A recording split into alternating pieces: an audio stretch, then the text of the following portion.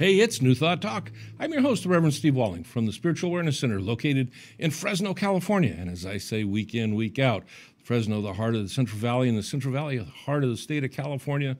And an awful lot of heart going on here today. And also, I hope you started out your day even before you split your eyes open with the declaration of today being a gift from God for you to express in your life with as much good as you could possibly embody through your beliefs, your understandings, and your treatment to create a greater and better, more life experience for you in this day and each and every day to follow. Anyway, welcome back. We've been, through the beginning of this year, we've been doing the introductory chapters to the Science of Mind textbook, what we often call, or the Science of Mind, what we often call the textbook. The first 4 chapters are the introductory chapters, and as I say each week, they were written by Dr. Holmes after he wrote the book to form kind of a Cliff's Notes for people that have just come to New Thought, Science of Mind, but also as a great review for those of us that have been living a religious science, a New Thought life expression, because the deeper your faith, the deeper your belief, the deeper your knowledge, when you go back and you read them again and again, the more that they have to offer for you. So I've enjoyed this year. I've taken a little more time, went into a little more detail, and so we did chapters 1 and 2, and then we did 3. We split it up into 2 parts, and this is chapter 4 called How It Works, and I'm hoping to finish it up today, but I realized as I was studying that I may not push to get it through today. We may make this a 3-parter, so hang in there. We will get through it. When we left last week, I think I covered this, but I want to go back and start at this point and then move forward. Dr. Holmes writes, he says, "The time will come when we will let our conversation be in heaven, and to refuse to talk about, read about, or think about those things that ought not be." Now think about that. Our conversation be in heaven, and what he's talking about is that conversation that takes place within ourselves of divine right thinking, of owning the truth of who we are. And the truth of who we are is what we've been talking about. We are an amazing being. We are God expressed as us, as an individualized personality in the greater totality of the unity of all creation. And yet we live our own life separate, and we've talked about a lot of this. We'll be talking more about it as we go through the year. But as we move forward today, think about the world today. Think about your world today. Is your day-to-day world experience, your life experience, filled with peace and harmony and love and prosperity and relationships and that are affirming and supportive and I can go on and on and on, and all these things that are things that we have available to us, but oftentimes we fail to realize and understand that we do have those available to us, that the gift of our life from God is not the only gift that we have.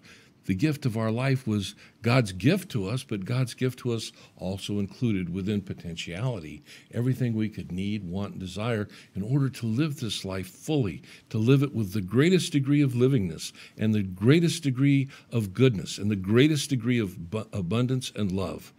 But we had to understand, we had to discover, we had who we are. We had to discover the truth of who we are. That's what the master teacher came to teach so many years ago. And although that teaching has never been lost, it wasn't necessarily promoted in how we understand it today to be what it is that he taught. And he taught that we are all children of the Divine Father. And he taught this through lessons, he taught us through actions, and he taught it through parables.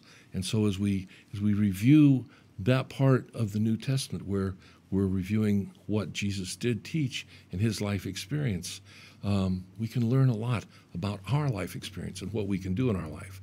And that's where, when we realize that we are God expressed as us and that we have available to us the ability to take control, if you will, of the potentiality of the good that God set aside for us in our life, and that we can by aligning ourselves with divine principle, by aligning ourselves with truth, by realizing that we don't live a life that needs to be lived in limitation or lack or any of the other things that we often call negative or evil things, that we can live a life in an abundant, positive, harmonious life experience.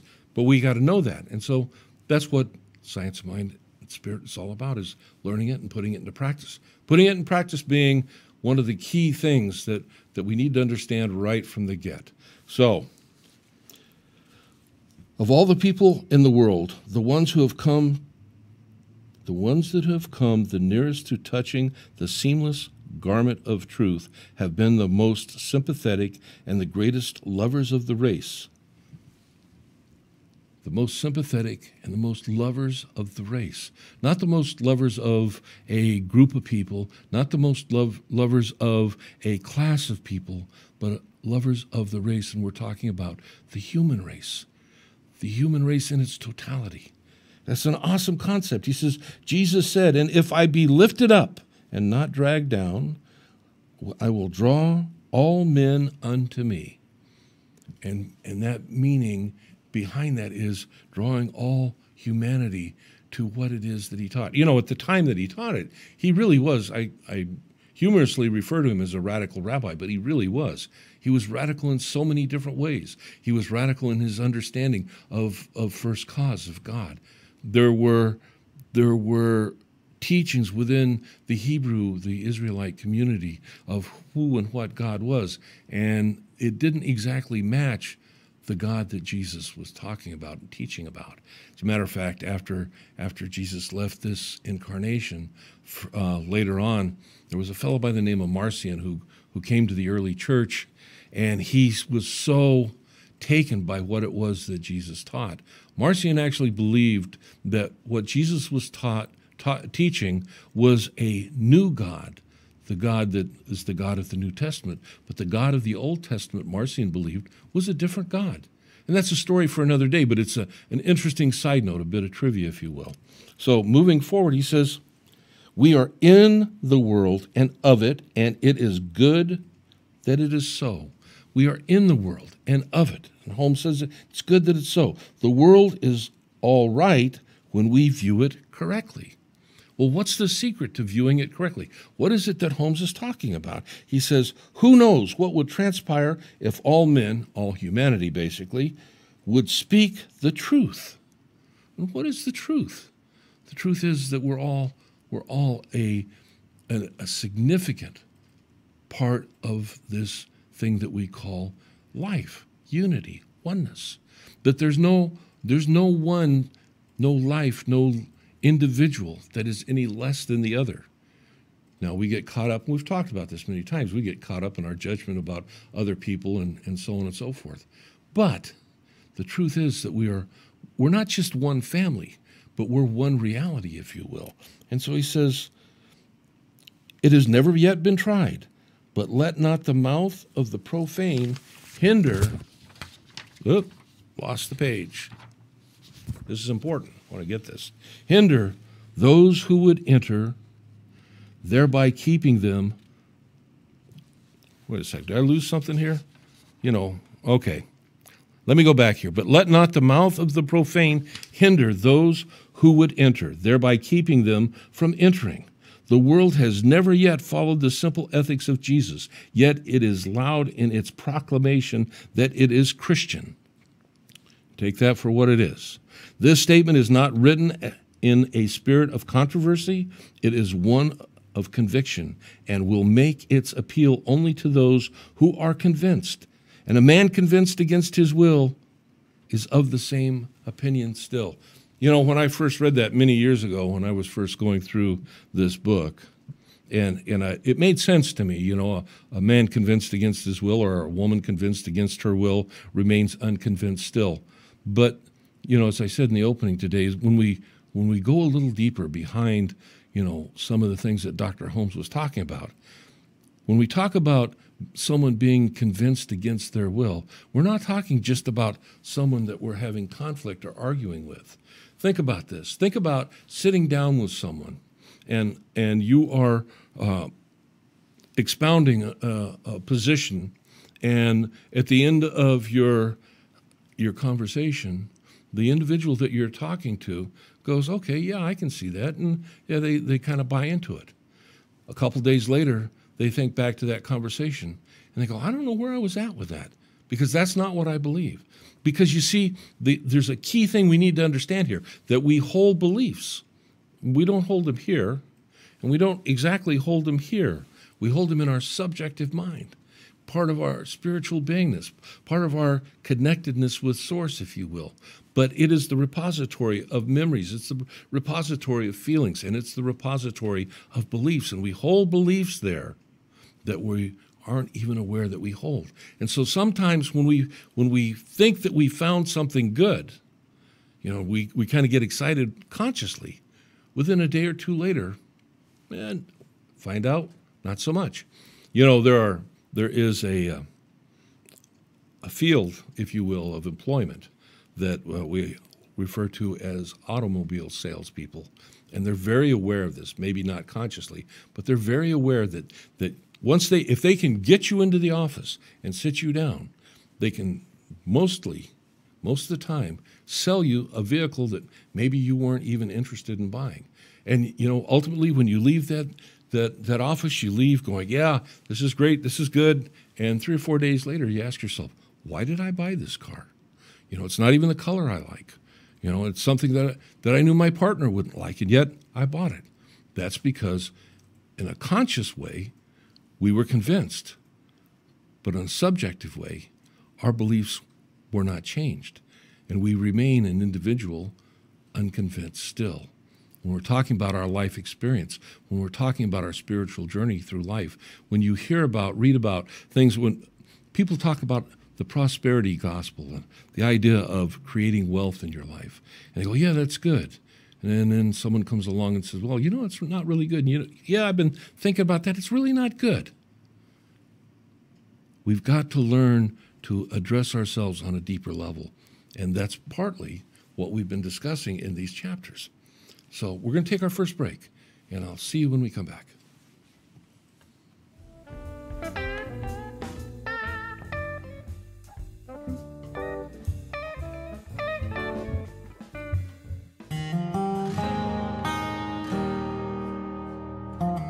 With Organic Pastures Raw Milk, you're getting a product that has been meticulously managed from grass to glass. From our pastures to our dairy, creamery, and distribution, we work hard to produce a product that is safe and clean for you.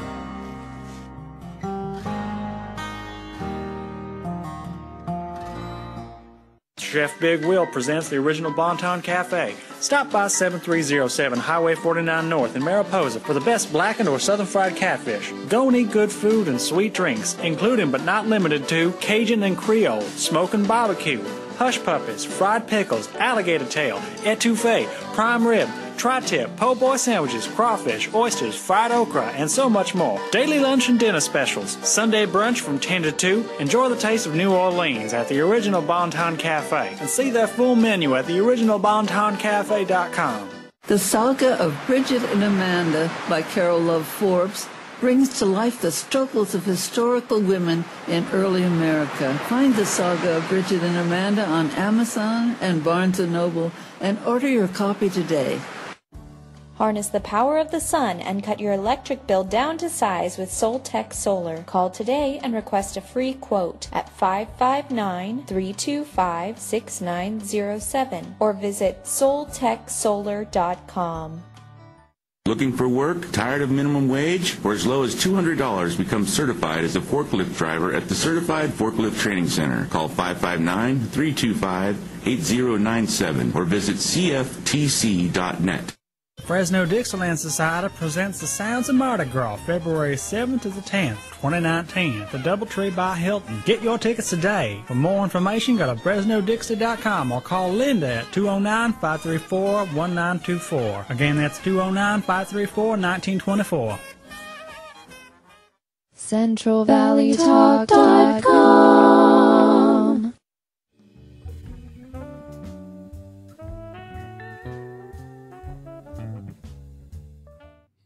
Welcome back to New Thought Talk. I'm your host, the Reverend Steve Walling, And today we're discussing the second part of the chapter that we may end up doing in 3 parts called How to Use It. And we're talking about that chapter in the Science of Mind textbook. So, okay, we have to become aware consciously that there is within us beliefs that we may hold that we're not aware of. And we've talked about in the past how to make ourselves more aware of it, and we'll talk about it in the future, but just for now, just accept that as so. And accept also that there's ways that we can change our beliefs that we hold. One of the ways that we do is through something we call affirmative prayer treatment. And Holmes addresses this. He says, and we talked a little bit last week about the man who wishes to demonstrate the supremacy of spiritual thought over apparent material resistance. And he comes to, or this person comes to a point where they seek to do this. Well, Holmes gives us an example of what he calls affirmative treatment, what we call affirmative treatment. Now, this example that we're going to go through is one of the reasons why I'm not sure we'll get it entirely done today, because I really want to cover this in some depth, because this isn't laid out in the textbook in the typical 5 steps that we talked about in the previous lesson on this part of the Science of Mind. But in a sense, he does cover it. It's just not as specifically delineated. So we start off here, and this is what he gives as an example. He says, and this is the treatment, and I'm going to read the whole thing, and then I'm going to come back and we'll go through it. I am a sinner in the divine mind, a point of God-conscious life, truth, and action. My affairs are divinely guided and guarded into right action, into correct results. Everything I do, say, or think is stimulated by the truth, and that's with a capital T. There is a power in the world, in the word that I speak, because it is of the truth, and it is the truth. There is perfect and continuous right action in my life and in my affairs. All belief in wrong action is dispelled and made negative. Right action alone has the power, and right action is the power, and the power is God, the living Spirit Almighty. This Spirit animates everything that I do, say, and think. Ideas come to me daily, and these ideas are divine ideas. They direct me and sustain me, direct me and sustain me without effort.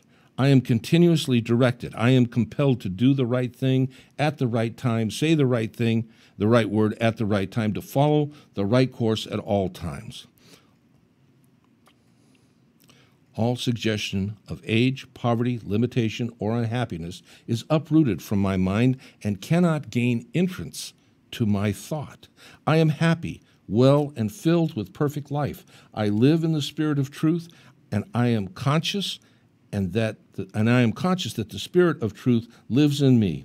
My word is the law unto its own manifestation, and will bring to me or cause me to be brought to its fulfillment. There is no doubt, no uncertainty, no unbelief. I know, and I know that I know. Let every thought of doubt vanish from my mind, that I may know the truth, and the truth may make me free. And so it is, we might say, after going through a treatment. Okay. So that's it in its entirety. Now let's go back and take a look at it. Dr. Holmes starts this treatment. He says, I am the sinner in the divine mind, a point of God-conscious life, truth, and action. When we think about affirmative prayer treatment in the first step, we talk about recognizing the divine principle, God, okay? And then we talk about the second part in recognizing our relationship to that divine principle. Well, Holmes kind of does that. And he kind of touches on all things, but not, like I say, in a specifically directed way that we can see where the sequence is progressing.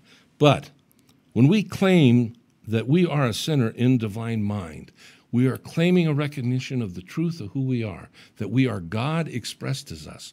But how can we be a sinner in the divine mind? Because there's so many other individuals, right? Well, the reason why we're a sinner is because God is infinite, and every place within the infinite is the center of that. But in consciousness, we are the center of divine consciousness that it expresses as us in our own spiritual beingness and personality. And when we claim that for ourselves, we're actually stepping up to the plate, if you will, and claiming a power that has been awaiting us throughout eternity, essentially. So we make that claim that we are that, okay? My affairs are divinely guided and guarded into right action. And you know, I was reading something, an essay by Judge Troward last night, and I've got it here somewhere, if I can find it. Oh, here it is. It's here. I want to share this with you because this claim of being divinely guided is important, and it's important that we understand this. So this is, I just took a couple paragraphs out of a chapter called The Principle of Guidance, and it's from The Hidden Powers by Troward or The Collected Essays of Troward, and it's in both of them. The numbers change in the chapters. So he says, Troward says, looking to this infinite mind as a superior intelligence from which we may receive guidance, and there it is. It does not therefore imply that it doesn't imply that we're looking to an external source. On the contrary, it is looking to the innermost spring of our own being with a confidence in its action, which enables us to proceed to the execution of our plans with a firmness and assurance that are in themselves the very guidance of our success. And Troward goes on to explain the importance of starting at the point of understanding that we are divinely guided. If we don't get to that point of understanding that we are guided through all that we do and make that claim, then we end up, as Troward talks about, we end up utilizing other aspects of what he calls our spiritual powers, principles that we put into practice in ways that are not necessarily ways that are self-supportive. Now, Holmes kind of simplifies this, and he says, we act out of ignorance. And when we act out of ignorance, those things that can free us are the same things that hold us in bondage. But once we go back to this concept of divine guidance, and we start there with divine guidance, then we move forward and we begin to, because we've opened ourselves up to the receptivity of divine guidance, we begin to have a light, if you will, that we can follow, that leads before us in our day-to-day experience. And that's why it's important that we understand where this divine guidance, where this plays out in our life. So he goes forward, he says, my affairs are divinely guided and guarded into right action, into correct results. And there you go, utilizing the principles in our practice in the correct way. Everything I do, say, or think is stimulated by the truth meaning God itself. There is a power in this word that I speak, because it is of the truth, and it is the truth. Okay, the power in the word that we speak, and we've talked about this before, and we talked about it earlier in this series of lessons that we're doing, is the power of the law. Now, that's not a power that we bring to it in the sense that we have, it'd be nice to think, if we had some power, that'd be cool, but what it is there is a law, and the law always responds as we speak our word. Now, as we've discussed in recent past, if we're not in alignment with principle, still as thoughts go through our consciousness, it's almost as if we're still speaking those words, and the law still responds. When we come to a point that we want to take ownership, if you will, of our spiritual journey, then we begin to declare that we are divinely guided, that we are divinely guarded. Then we understand that as we speak our word, whether we speak it out loud or whether we speak it in mind, in consciousness, when we speak our word, there's a law that responds, and the law always responds. Our job is to align ourselves, to bring ourselves into alignment with divine principle, that which we call God. He says, and that's truth. When he talks about truth, that's the truth he's talking about. He says, because it is of the truth, and it is the truth. And you can just squeeze that concept of divine principle, first cause, spirit, source, however you relate to the divine creator of all that is. You can put that in there, okay? There is perfect and continuous right action in my life and my affairs. Right action in my life and my affairs. We make that declaration. We just declared that we are divinely guided, divinely guarded, that there's a power in the word that we speak. And in that power, in that word that we're speaking, we are claiming divine right action, divine right affairs. We're just aligning ourselves, okay? And he says, all belief in wrong action is dispelled and made negative. All belief in wrong action. Oftentimes we get caught up in things that are not life-affirming. Sometimes we're aware of them. And again, like I said, we hold beliefs that we aren't even aware that we hold. However, here's the deal. We can spend years in counseling trying to discover what that is.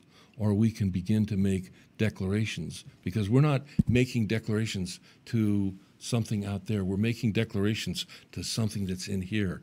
And that which is within us, you can call it the Christ within, God within, the light within, whatever you want to call it. But as an expression of divine principle, God, there is that within us which responds. When we speak our word, we claim to be led divinely. We claim to be guarded divinely. And we make a claim that as we speak our words, we recognize that there is a power that comes through the words we speak, and the power is the law, and the law is God is expressing, and we move forward with this at the level of our belief. And remember, it's done unto us as we believe. So that becomes very important that we clue into this, right? He says, all belief in wrong action is dispelled and made negative. Clear it out. Now, some of us can get that in a moment. Some of us have to work on it. Either way, it's available to each and every one of us to clear out this negative thinking, if you will. Negative thinking, belief in limitation, belief in separation from God, and on and on and on. We've talked about these things. And it's important that we get this idea. He says, right action. Okay, right action alone has power, and right action is power, and power is God. Now, when we break this down, we talk about right action alone has power, and right action is power. As we act rightly in our life, we are expressing divine principle rightly in our life, and we are expressing it not only through our livingness, but we're expressing it through our consciousness too. So we're beginning to move in that direction in areas that open ourselves up to the expression of God expressing in our life, directed by us, aware that we are God expressed, aligned with divine principle. And as we do this, again, it's done unto us as we believe, but we're growing our faith, we're growing our belief, okay? So, he says, this spirit animates everything that I do, say, or think. He's making that declaration. So you could say this is part of the declarative part of the treatment, if you will. This spirit animates everything I do, say, or think. Ideas come to me daily, and these ideas are divine ideas. Claim them. It's part of opening yourself up to an understanding that when we make a claim like this, that there is a power and a presence that responds. We're not just speaking words to speak words. We're making declarations that we are divinely guided and guarded. We're in right action, that I am continuously directed. I am compelled to do the right thing at the right time, to say the right word at the right time, to follow the right course at all time. That we are self-directing ourselves through our declaration within the principle of God, which we are immersed in, which penetrates every aspect of our beingness, and which is expressing in our life as us. And we're making that declaration. And as we do that, what we're doing is we're propelling ourselves along a path to experience a higher and greater level of livingness. And that's what we're here to do, to live more abundantly, more prosperity. And so we want to keep that in mind. Okay, so I am continuously directed. I am compelled to do the right thing at the right time, to say the right word at the right time, to follow the right course at all times. And at this point, we're going to take our next break, and we'll pick it up when we come back.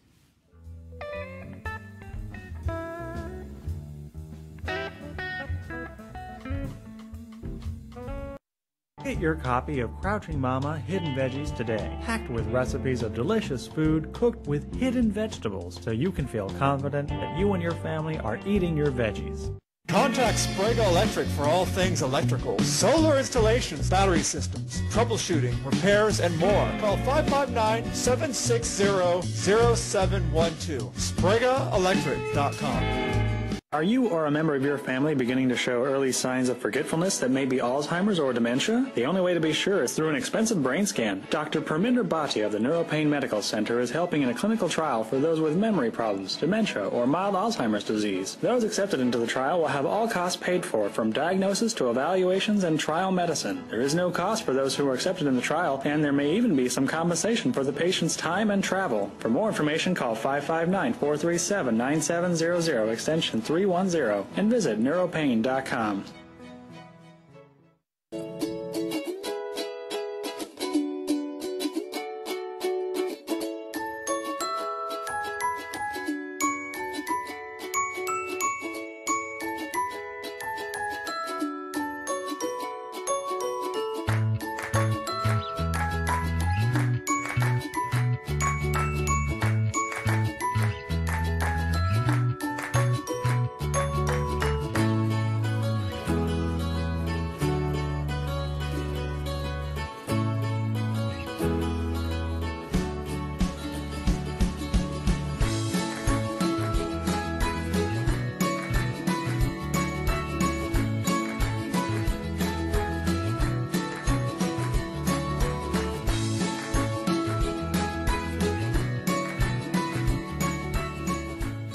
Hi, I'm the host of New Thought Talk, Reverend Steve Walling, and I want to take a moment today and give you an opportunity to support our ministry, support our show. You can do that through a PayPal payment. You send the payment through PayPal to the email address of Madera, MADERASAC @gmail.com. If you don't have a PayPal account, you can go down below the link and you can find where you can enter a debit or credit card. I want to thank those that have supported us and those that will continue to support us. You have a great day. Bye.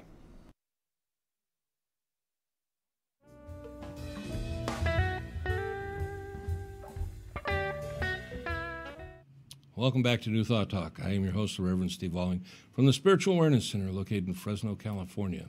So, in this last segment before we cut away, I went through and I read, I am compelled to do the right thing at the right time, to say the right word at the right time, to follow the right course at all times. I'm going to go back a little bit in what we were discussing a little bit earlier and something we discussed in other shows, this idea of the law. And in the textbook, if you happen to have one handy, we're on page 44, the fourth paragraph. I just wanted to include this here and talk about it a little bit. Holmes writes, he says, since an understanding of any law must pass first through our consciousness or our conscious mind before we can make use of it, it follows that with all our getting we should get understanding. Should we wish to know a certain truth, we should state that this truth is already known in mind with a capital M, as in God, and that this statement will be true.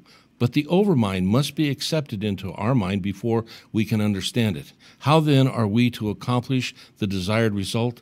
By stating and feeling in our mind that our mind knows the truth about the thing we desire to know. In this way, we may draw the infinite mind into our mentalities for definite knowledge of some particular good. Now, I want to go back and talk about this a bit because this is one of those things that people often they kind of miss, okay? And when we say here, I'm compelled to do the right thing at the right time, to say the right word at the right time, to follow the right course at all times. In that statement, we're talking about all time. What is to do the right thing at the right time? Well, if we're just not doing anything else, we're still thinking. And we have to understand that to do the right thing as we hold thought in our mind is that our thought is in, Holmes can call it right thinking, but I call it being in alignment with divine truth or principle. that when we fail to do that, and oftentimes we do, because we get angry or we get judgmental or we get, and we're in fear that there's a bill that came in the mail that we can't afford to pay, or the doctor's just given us some really bad news or whatever. And when we separate ourselves from divine principle by giving into those things that we have habitually done in the past, fear, hate, anger, so on and so forth, that at those points we have taken ourselves out of alignment with principle. So when we say, I'm compelled to do the right thing at the right time, we're talking about in our declaration that at all times that we are compelled. Divine principle, divine guidance compels us to do and be in the right alignment with God itself, so that when we consciously come through our own treatment for some good, prosperity, or something in our lives, that we are in alignment, that we're not coming to treatment with the idea that, okay, someone says treatment works, or I know treatment works, or I've seen some people talk about it, or I've had a practitioner treat for me, or whatever it is. But when we're treating for ourselves, right, there's issues in our life, and we go to God with those issues. One of the things I said in a couple lessons back was something I wanted to cover, and then I got sidetracked. Well, today I'm gonna just pause here because this is important to understand. It's important to get as part of our embodiment in our own spiritual practice. And let's see if I can get this. Okay, wrong page would be down here. Almost there? Okay, here it is. In the textbook on page 275, you can read this. It says, faith in God is such a complete conviction that Spirit will make the gift. Faith in God, complete conviction, will make the gift. That there is no longer any subjective, our beliefs or whatever, contraindications. This faith can exist only, and this is important, we need to understand this, this faith can exist only in such a degree as the conviction is in line with reality, capital R. We're talking about being in alignment with God. Our conviction, that's a pretty big challenge to most of us, at least at some times, right? He says, we cannot believe that any law of the universe will ever change its own nature because we desire to do so. We can really put what we think is our faith, confidence, and belief into a treatment we're doing, but if we're asking God, if we're asking principle to change the way it works because we still, and when we hold ourselves with various limiting beliefs, we hold ourselves out as separateness from the divine principle. Now, we can't really be separated from God. That's true. But when we hold ourselves out as separate because we judge others or, we believe in some limitation or whatever, we hold ourselves out as being separate from God.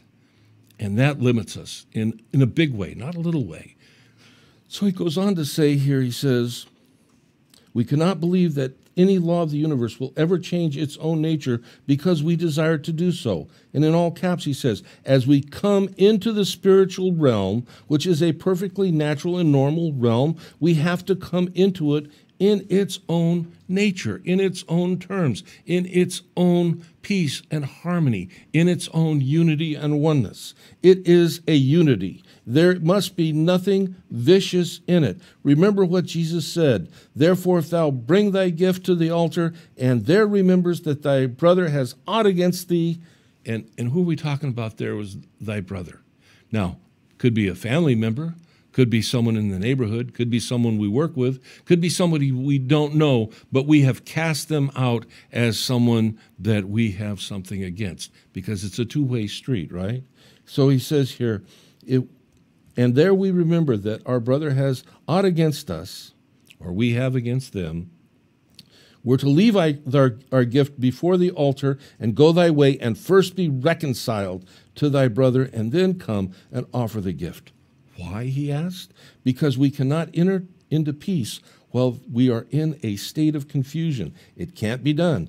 We cannot manifest love, demonstrate love, demonstrate peace and harmony, demonstrate abundance, demonstrate good in our lives when we have a mental equivalent of hate in our hearts and minds. And, I look out at the world today. This touches me in so many ways because, I can see that, and I believe that there's so much good that can be created in the world if we just decide to let judgment go. That doesn't mean we agree with anybody else. Doesn't mean that we have to be a doormat for anybody else. But it means we have to love everybody. We love our neighbors as we love ourselves. I say this continuously. I treat it continuously. I teach it continuously. One day I believe, as does Holmes, that will be the reality of the world we live in. But we got to get there, and that's part of what our journey is. So, going back to this now, you understand when he says, I am compelled to do the right thing at the right time, to say the right word at the right time, to follow the right course at all times. These can't be empty words. They've got to be a reality to us as we're doing our treatment, right? He says, all suggestions of age, poverty, limitation, or unhappiness is uprooted from my mind and cannot gain entrance to my thought. And that's the beginning of going and seeking those that we have ought against or that have ought against us. And, okay, we may have been the victim, and I don't like using that word, but we may have been the victim of some really bad stuff in our life, okay? Stuff happens. It's a story. If we hold on to that story to define ourselves, that is what owns us. And in that definition of ourselves, that's what limits us. And that's also what keeps us separate from God. But it doesn't even have to be at that level. No matter what it is, no matter where we hold that, to reconcile ourselves is to do something that's called forgiveness. And when Jesus was asked about forgiveness, and he was asked, how many times do we forgive? And essentially he said, I think it's like 7 times 70 or 70 times 7, whatever. What he ultimately was talking about is we forgive until we have embodied forgiveness. It's not about saying the words. It's about being in beingness. When we forgive, and we still feel that tickle, if you will, in our hearts and minds, we got more forgiveness to do. There's some great books out there on forgiveness, but forgiveness starts with the awareness that it's something that we need to do, and it's not for others, it's for ourselves. And it brings us back home, if you will. It's kind of like, until we get to that point, we're like the prodigal son, and we're out in the middle of, what was it, a field of pigs and hogs or whatever, and the best thing that we had was the food that they were eating, and we're thinking, man, there's got to be something better in life than this. Well, forgiveness is what opens the door to the way home. And the minute we turn to our Father, and that's where we start with forgiveness, as the parable goes, our Father turns back to us. And we're not received as servants. We're not received as ne'er-do-wells. We're not received as sinners, if you will. We're received as the child of a loving parent. And that loving parent celebrates our return, our coming home, if you will. That's available to each and every one of us. That's what this is about. So as we move forward, it's important that and that's why, I realized when I was reading this last night that I really wanted to get into this, because so many people, they like the idea of treatment. So many people love New Thought and all that it is. And so many people make an excuse for themselves for the things that they hold against others. And they have justification. And whatever their justification is, they're justifying their separateness from God. Again, like I say, it's not about us believing somebody else or accepting their views. It's about us loving them and accepting them for who they are with the views that they have. Allowing them to be who they are. And maybe we need to hold dialogues. Maybe we need to put up boundaries. Absolutely, we do not need to be, doormats for someone to walk over. But whatever it is, we have to choose to do it from a point of love, divine love, because that divine love exists within each and every one of us. We're not talking about something that we can't reach. We're not talking about something that any of us can't get to. That divine love is there because we were created in the image and the likeness of God and the nature of God. that there exists within us the sameness of God on a smaller scale that we read about as God in the infiniteness. It's there. When you look in the mirror, it's God looking back at you. I mean, think about this. Think about the availability. So he says, I am happy, well, and filled with perfect life. I am happy, well, and filled with perfect life. There is nothing in that statement that allows for any limiting belief. You've got to understand that. He says, I live in the spirit of truth. This truth is absolute. The absolute is that layer of perfection that exists in the divine substance, the divine reality, the spiritual universe, from which we all emanate and come from. He says, I live in the spirit of truth, and I am conscious that the spirit of truth lives in me. The spirit of truth, the spirit of God, lives in me. Whoa. But to know that, okay? He says, my word is the law unto its own manifestation. And this goes back to what we were just talking about. Our word is the law unto its own manifestation. And if our word is spoken with defects, if you will, then our manifestation is defective. And that's kind of a very simplistic way of stating what I just went through. He says, and will bring to me or cause me to be brought to its fulfillment. And that's the kicker.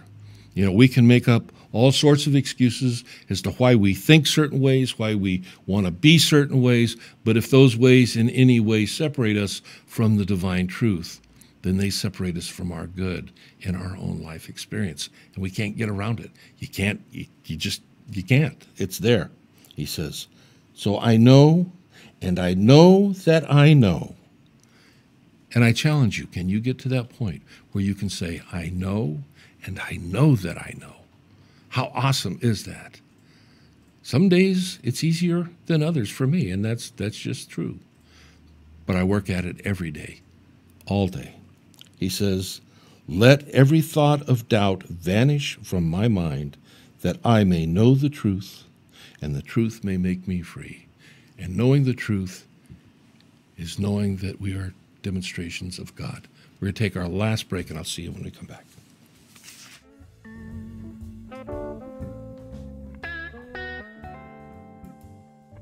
Christy Majors is your local real estate connection. With a solid, hardworking team, traditional listings, short sales, probate listings, and foreclosures are treated in a personal and caring way and closed in a timely fashion. Since 2009, Team Majors has closed more than $75 million worth of homes all over California. Reliable and trustworthy, Christy and her team will go the extra mile for every client, whether selling or buying a home. So give Team Majors a call at 559-464-5606 or visit teammajors.com.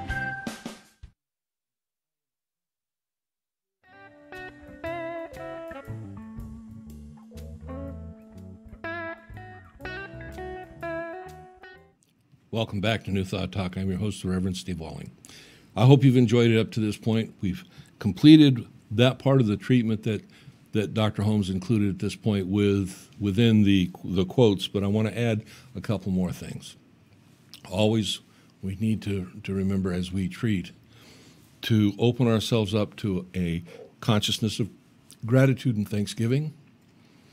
We cannot expect to receive something that we don't believe is already here and be thankful for it, okay? We're thankful for that which is. What we're doing with our treatment is creating not only the consciousness within our mind, but the mold within our imagination, if you will, of what it is we're treating for. And then ultimately we let it go. We give it up to God. One of the things that Troward points out if I remember right, it's in the Edinburgh Lectures, but it's called The Law of Growth. And that I talked about it a little bit earlier in one of the preceding lessons, but the Law of Growth talks about when we plant that seed.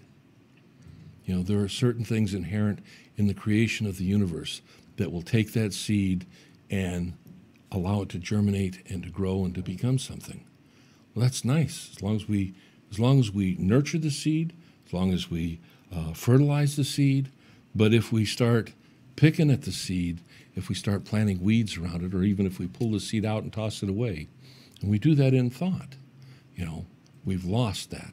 The law of growth says, once we've planted that seed, we allow God to take over at that point, because the most direct path, way to that demonstrating and manifesting in our individual life, God knows. And God knows much better than we know. So we get ourselves out of the way. We allow God to do what God does. And as we said, when we were talking about what it does, God creates. God is always creating. So we let it go, Thanksgiving. We release it to God. So it is. Okay. So moving forward, he says, the truth is instantaneous in its demonstration, taking only as much time in its unfoldment as is inherent in the law of a logical and sequential evolution. Now, this is important to understand. Sometimes truth is demonstrated instantaneously, manifested in the moment. Sometimes it unfolds. Again, it unfolds at the level of our understanding of that unfoldment. Oftentimes, that becomes part of the limiting factor. When Jesus told the paralytic to pick up his bed and walk, when he called Lazarus out of the tomb, he thanked God and he spoke his word, and that happened. Now, we will talk about in later lessons about the miracles that Jesus did. But the short version is, if you remember the game telephone, we played it as a kid. We got people stringed together and we whisper in our ear, and there's something that starts and something that ends. There'll be a lot of things that may get changed in that link of one person sharing that thought with another. But the most interesting thing about that little game is the most outrageous thing that is sometimes the most hard to imagine is often the thing that makes it from the beginning to the end. And you see, I believe that the miracles that Jesus performed are encapsulated in each of the four Gospels because people remembered them. Maybe not everything did they get, in a exact order or whatever, but because he did these things. And we know, according to records, that his apostles did those same types of miracles after Jesus passed. Those things are available to us at the level we understand, but we got to get to it. We got to understand it. So he says, the truth is instantaneous in its demonstration. Got it. Truth taking only such time in its unfoldment as is inherent in the law of a logical and sequential evolution. That law is a response to our own treatment, our own beliefs. In this invisible law of unfoldment, we must come to trust. And although we do not see the way we must believe Although we do not see the way, we must believe that the way is and is operative. We must trust in the invisible, for it is the sole cause of that which is visible. That which is was created by that which isn't. Or he says here, things which are seen were not made by things which do not appear, which is from the epistles, Hebrews 11:3. Okay? Healing and demonstration take place as our minds become attuned to the truth of being. Earlier, when I talked about being in alignment with Spirit, this is part of that aligning with truth, being attuned. It's, people don't think about all that other stuff. They just want to get to the treatment stuff, right? And when it doesn't demonstrate, they get discouraged, or their beliefs begin to wane a little bit. It's difficult to understand that oftentimes we are the limiting factor in our own treatment through our own consciousness that we have not maybe directed our awareness towards in a way that we need to as we walk our journey, okay? There is no process of healing, but there is a process in healing. This process is the time and the effort which we undergo in our realization of truth. And I'm going to pause there for today. We'll pick up and close this chapter out next week. I didn't figure it would take this long, but I wanted to cover all this. But one of the things I want to talk about before we close out today is the idea between meditation and treatment. There is if you happen to have a copy of Raymond Charles Barker's book, Treat Yourself to Life, in the very first chapter in that, he talks about, the differences. He understood it, and I'm pretty much in agreement with what he had to say. He talks about meditation not being treatment. And there are some people that, they may feel otherwise, and it's not for me to tell them that they're wrong, but I'm just going to share with you my own understanding. Meditation helps center the mind, helps us get connected within ourselves, helps open up our consciousness, okay? And it's not exactly passive, but it's not active like a treatment is. When we get to a point where we're beginning our treatment, our mind should be active. We should be into it. We should be intention to create feelings, intention to experience and express in our imagination the things that we're treating for, and we'll get into that more later. But that's not really like a meditation. There's an aspect of treatment that we call the meditative step, and that's the recognition of God in our relationship, but even that still requires an active involvement in our consciousness, in our minds. Now, I highly affirm for people that, come to me and they're learning to walk their spiritual journey, that I do believe that meditation every day is an important part of the day. It's great for mental health. It's great for spiritual health, but it's separate from and shouldn't be done in place of treatment.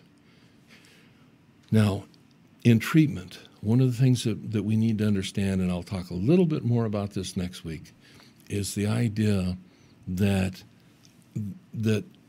as we do this, okay, and we commit to this, and we involve ourselves in treatment, that we've got to make it important to ourselves. We've got to give the time each day, and when I say we've got to make it important, and we've got to give time each day, what we have to do, what I'm saying simplistically, is we have to practice every day. And I'm not talking just practices in a musician practicing scales on a piano or guitars. I'm talking about practicing. I'm talking about the doing of it, the practicing of it, each and every day. It is through practice that we grow spiritually. It's through practice that we move our minds and our consciousness from being caught up and tied to the relative and into the understanding and the realization of the absolute. And as Trord explained that, the difference between the absolute and the relative, it's dead on in my mind. To the extent, he said, to the extent that we are in the relative, to that extent we're not in the absolute. When we're talking about absolute, we're talking about the divine perfection of the creator of all that is. That's perfection. That's not imperfection. And perfection is absolute. And it's truth. Now, it may not be truth as I understand truth, because maybe I don't understand all that's true, but as I walk my spiritual path, my understanding of truth grows. I make no claim to have the single patent, if you will, or copyright on truth. I make the claim to be a student and a journeyer.